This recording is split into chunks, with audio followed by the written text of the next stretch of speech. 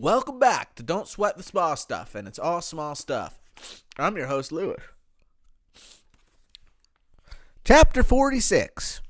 Every day, tell at least one person something you like, admire, or appreciate about them. How often do you remember or take the time to tell people how much you like, admire, or appreciate them? For many people, it's not often enough. In fact, when I ask people how often they receive heartfelt compliments from others, I hear answers like, I can't remember the last time I received a compliment. Hardly ever. And sadly, I never receive them. Now, there are several reasons why we don't vocally let others know about our positive feelings towards them. I've heard excuses like, they don't need to hear me say that. They already know. And I do admire her, but I'm too embarrassed to say anything. But when you ask the would-be recipient if he or she enjoys being given genuine compliments and positive feedback, the answer 9 times out of 10 is, I love it.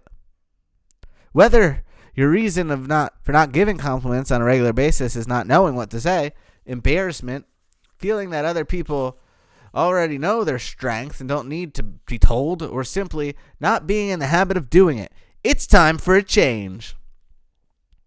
Telling someone something that you like, admire, or appreciate about them is a random act of kindness.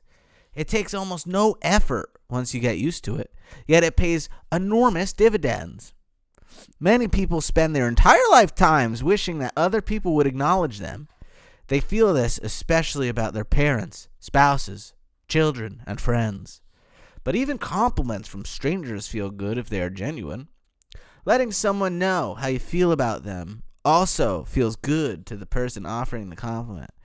It's a gesture of loving kindness.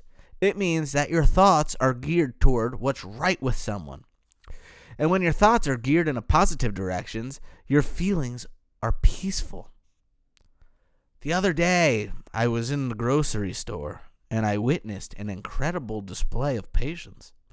The checkout clerk had just been chewed out by an angry customer, clearly without good cause. Rather than being reactive, the clerk diffused the anger by remaining calm. When it was my turn to pay for my groceries, I said to her, I'm so impressed by the way that you handled the customer.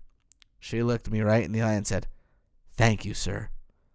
Do you know you're the first person ever to give me a compliment in this store? It took less than 2 seconds to let her know, yet it was the highlight of her day and of mine.